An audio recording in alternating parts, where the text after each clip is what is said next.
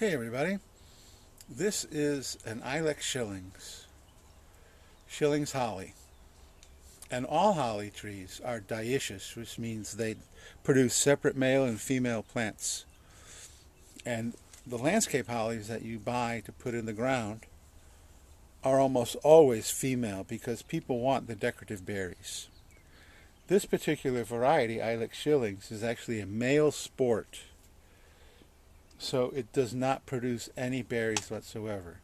It will flower because it has to produce the male pollen, obviously.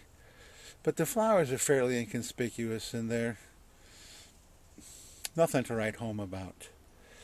But they make fantastic bonsai, Shillings do. You know, part of the parameters that make a good bonsai is the tree needs to be able to adapt to growth in a pot, and Shillings does that beautifully. You like to have thick buttress trunks with good taper, and they produce really good taper really easily. You want a tree that's fairly tough, little drought tolerant of not, if the conditions aren't perfect, it's still going to live. You want a tree with naturally small leaves or with leaves that miniaturize readily. And these leaves here on this Shillings here, okay, that's the adult leaf. That's how small they are. You can see my thumbnail. That's the adult leaf. And if you try really, really hard, which is really not necessary, you can get them as small as that. I mean, just tiny.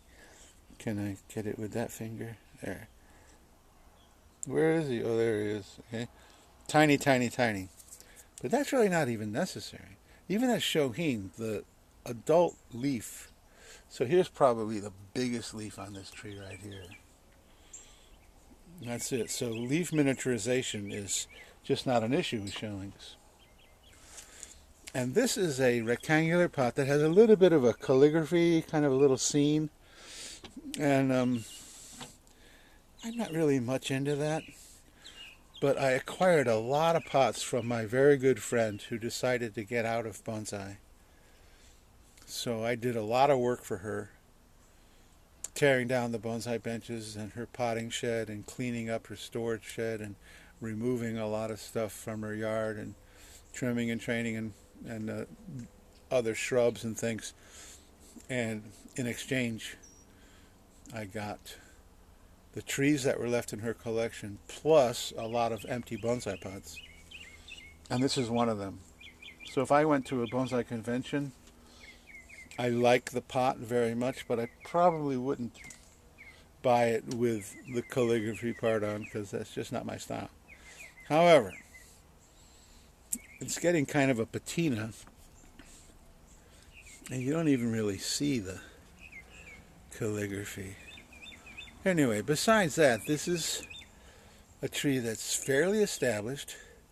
It has one gigantic flaw, and that is that this branch here shoots straight against the grain from the first main branch. So that needs to come out. And in fact, this whole branch here is really not placed very well. Okay, so there, now we see the trunk so much nicer. So, I'm going to reduce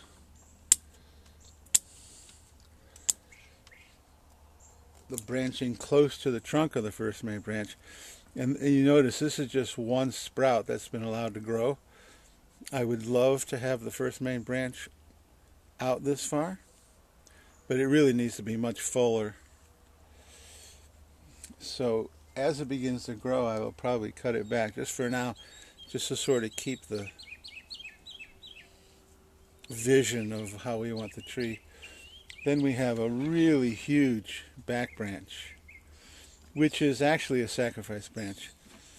If you see, we have a very large scar right there. Yeah, let's put a bunch of foliage right in the way so you can't see the scar. But very large scar that I would love to heal up. So that's why I'm saving all of this stuff. Once again, in my other videos, if you take all of that away, then the tree becomes so much cleaner visually. And then, I like the movement up into here. We have two parallel branches that are competing.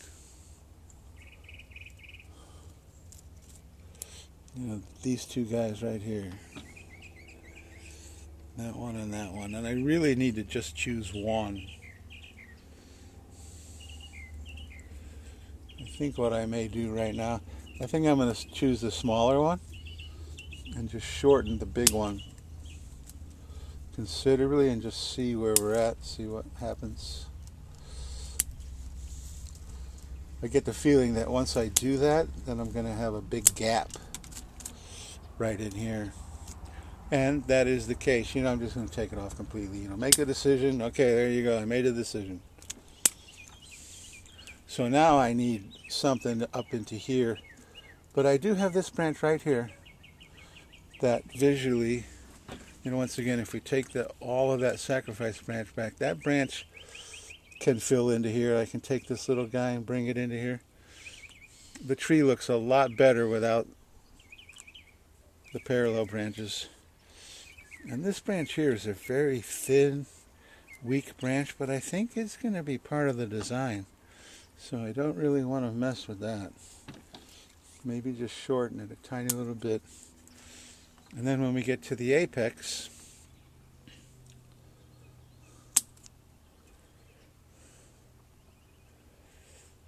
I also have a little confusion. And I think I want the tree to kind of come up here more, so I'm going to shorten it to there. And then shorten this part of the apex to there.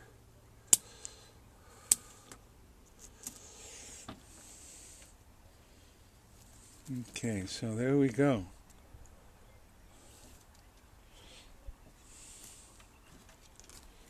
And it'll get another root pruning. I'm taking a lot of videos and having them stand alone. But I'm going to take all of these trees that I'm doing right now and root prune them in probably a mass production process. Just get my tray and my soil and my root pruning paraphernalia and just go through them in rapid fire. Hopefully, maybe even later today. So there's another one, and I like, now that I've cut it way back, it needs to grow to be in proportions with the pot. But I have no problem with what I call over-potting. And the stuff that we cut off, it was in proportion. So now what will happen, especially after the root pruning, because root pruning does not stunt trees, it actually promotes new growth. It'll just pop like crazy, and it'll easily be back out to the height and spread that it was before I cut it back. So that's basically how I do bonsai, is let everything grow out, selectively choose branches, and then in the spring when it's time to repot and trim, then cut it way back and then let it grow back out, and cut it back and let it grow back out. And as you're selectively choosing branches, your tree matures through the years. And that cutting back and letting it grow back out is a huge part of getting nice ramification and good branch placement and all the rest of that good rot that we all love in bonsai. So there we go, another Ilex Shillings. So please like, subscribe, hit the notification bell, leave a comment. Do you like the calligraphy pots? Some people love this stuff. I guess I don't want to say I'm a purist, but the pot, I was taught that the pot is like a picture frame. So, you don't want people looking at an amazing, famous painting and go, wow, that frame is so cool. You want people looking at the tree, and the pot is subordinate. But I think it is. I don't think it really is all that gaudy. So anyway, like, subscribe, hit the notification bell, blah, blah, blah, blah, blah, blah.